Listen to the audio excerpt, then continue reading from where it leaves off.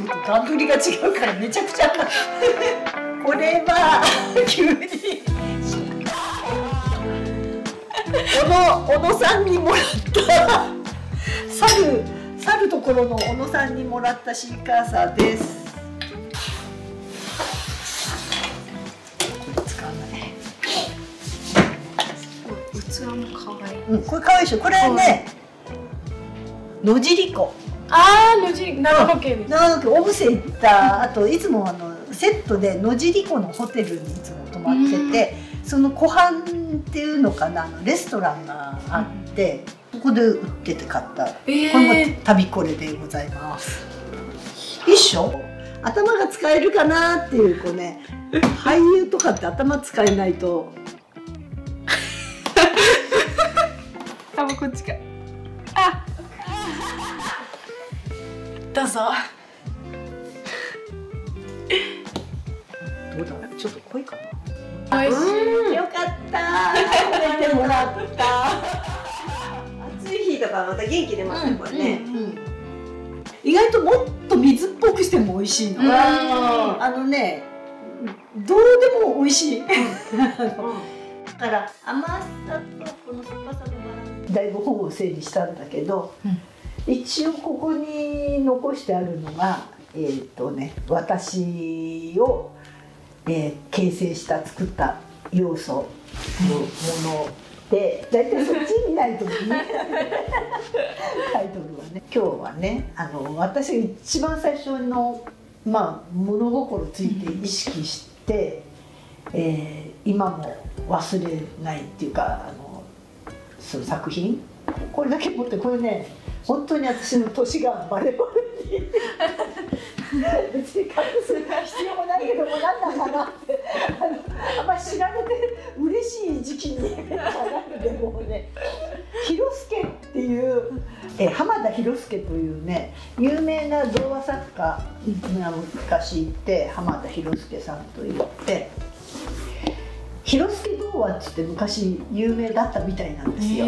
で私はこれね多分ねおじいさんかなんかにもらった本で、一番自分が、意識した本の一番古いやつでなお持っていると。で私の年がみたいなどこだっけ、昭和37年5月5日っていうと昭和がもう全然わからないよね。昭和なんか昭和が何年に終わったかもちょっと1962年ぐらいかな。要はね、私なんかもっと幼稚園ぐらいの時に読んだと思ったら、多分私が小学校の真ん中か終わりぐらいかな。ずっと忘れなかったタイトルっていうか、いっぱい入ってるんですけど、その中で1個だけちょっと長編っぽいのがあって、ここに「メッカの花」っていう。メッカの、他のは割と短いんだけど、これだけすごく長いんですよ。なんか、イスラムそう関係が。舞台はメッカっていうと、メッカってどこメッカっていうやつじゃん、みんながお参りに行く聖地、アラビアって、昔はアラビアっていう月の砂漠とかさ、漠然と、日本人が遠い、ロマンチックなっていうかね、その中でメッカの花っていうのに私は子供の時すごく感動して、でメッカの花っていう言葉だけずっと覚えてたんだけど、当時はメッカが何か分かってたんですか？分かんなかった。多分この話を読んで、それからメッカっていう言葉を覚えて、そしたら今も使うけど、なんか物語のおとぎ話の舞台として、ちょっと異国情緒あふれてエキゾチックなっていうことで、浜田広助さんがそこを舞台としてメッカって言葉使う？もうなんかそのイスラム教のお祈りをする方角としてだけよく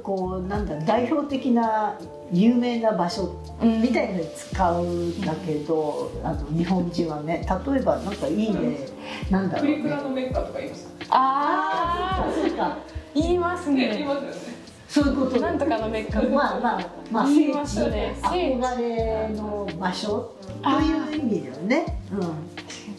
英語でも言いますね。英語でも使う？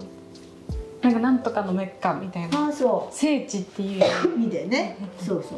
う。中身が全然覚えてなくて昨日読んでみまして。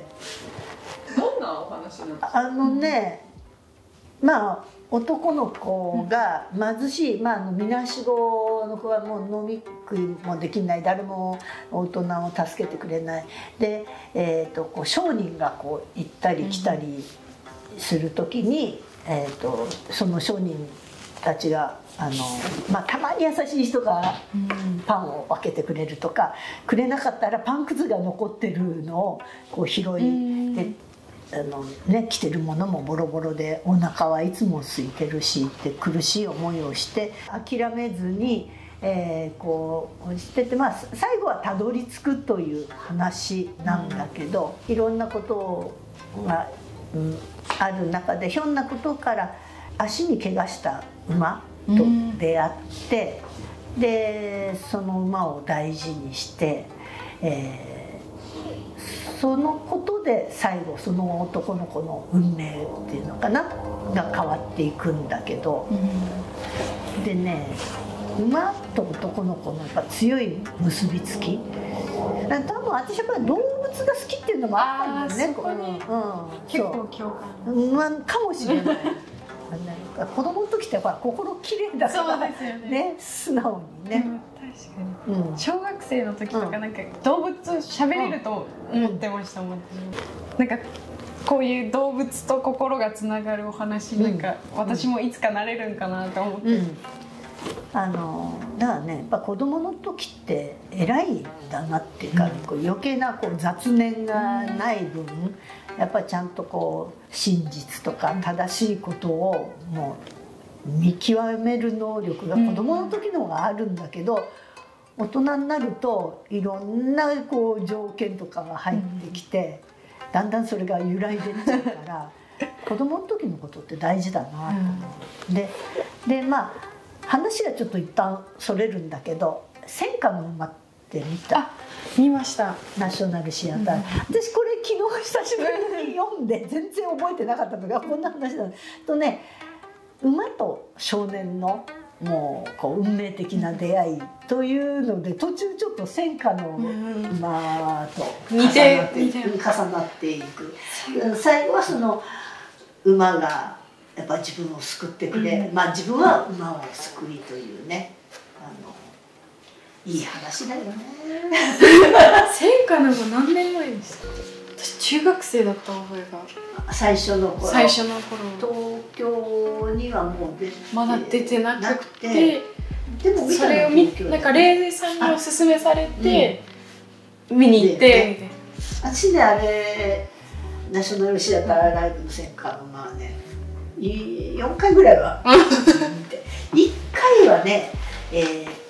ブロードウェイ版なのかな、来日して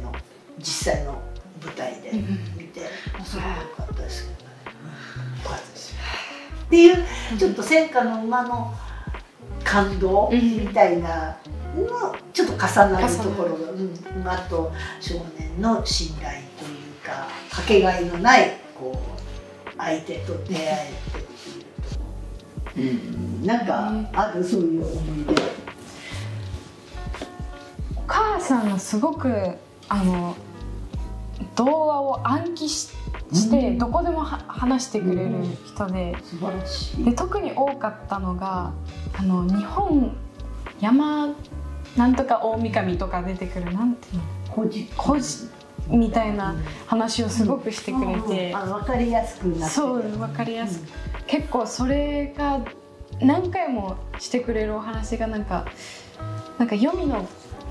国から奥さんを帰る時に振り返っちゃったっていういざ柳の話を何回もしてくれて、その話が